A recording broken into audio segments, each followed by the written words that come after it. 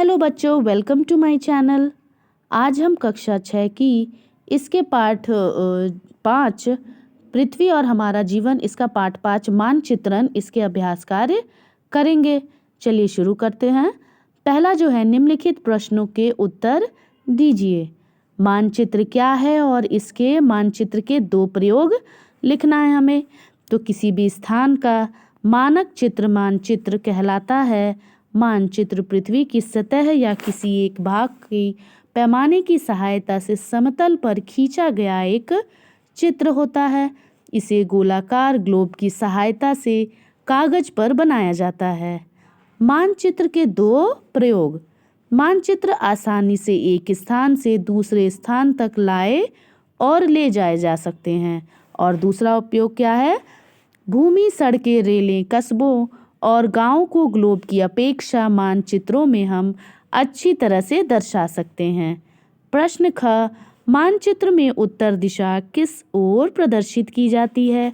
मानचित्र में उत्तर दिशा ऊपर की ओर प्रदर्शित की जाती है। रूढ़ प्रतीकों का मानचित्रण में क्या महत्व है? रूढ़ प्रतीकों का मानचित्र में महत्व जो है वह मानचित्रों में भवन, बांध, वृक्ष, नदियाँ, घाटियाँ, पठार आदि को दर्शाने के लिए जिन संकेतों, अक्षरों, छायाओं, रंगों, चित्रों तथा रेखाओं का प्रयोग किया जाता है उन्हें रूढ़ प्रतीक कहते हैं। और ये प्रतीक कम स्थान में अधिक जानकारी प्रदान करते हैं। इन प्रतीकों के इस्तेमाल से मानचित्र को आसानी से समझा जा सकता है तथा इनका अध्ययन करना आसान होता है। इन चिन्हों की सहायता से मानचित्र से जानकारी प्राप्त कर सकते हैं।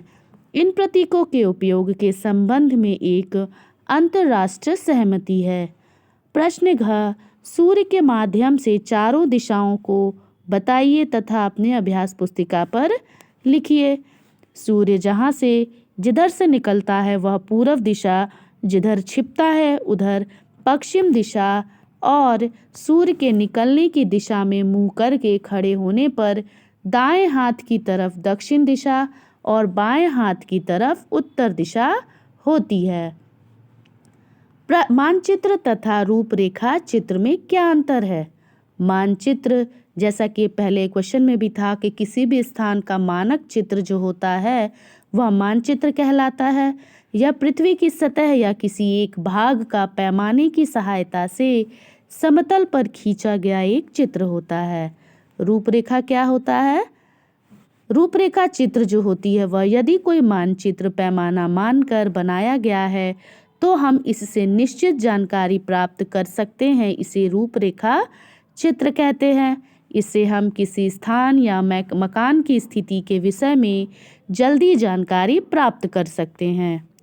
प्रश्न च, मानचित्र में पैमाना क्या है? पैमाना स्थल की वास्तविक दूरी और मानचित्र पर दिखाई गई दूरी का अनुपात होता है। यह मानचित्र का मापक या प्रदर्शक होता है। पैमाने से इसके मदद से हम लंबी दूरियों को छोटी रेखाओं से, बड़ी आकार को छोटे आकार में तथा धरातल के स्थानों की वास्तविक दूरी को कागज पर प्रदर्शित कर सकते हैं। प्रश्न 6, सुदूर संवेदन किसे कहते हैं?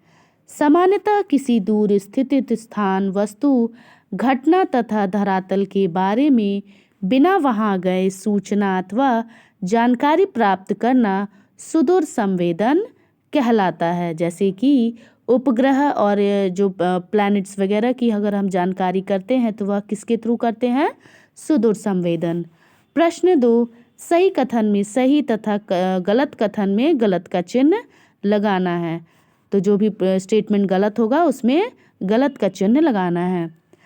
प्रश्न का, ग्लोब पृथ्वी का वास्तविक प्रतिरूप है। यह बिल्कुल सही है।